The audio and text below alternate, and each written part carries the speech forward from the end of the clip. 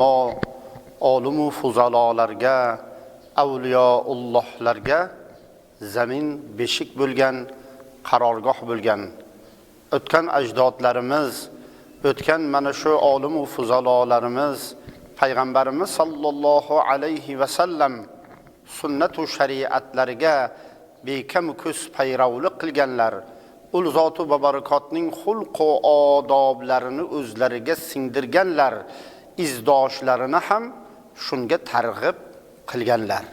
Mana shunday ulug' tariqat pirlari yurtimizda ma'lum va mashhur bo'lgan 7 piri komil deymiz, Xojagon Naqshbandiya deymiz. Ularning ya'ni bosib o'tgan yo'llari hammamizga ibrat, namuna bo'ladi.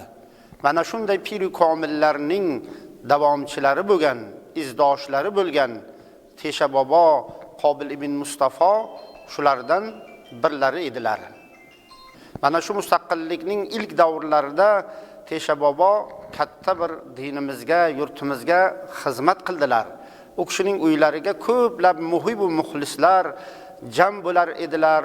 Har dushanba, payshanba ko'plab hatto yurt Buxoro sharifimizdan, boshqa viloyatlardan hatto mehmonlar, muhiblar tashrif buyurardi, orifona suhbatlar bo'lib turar edi.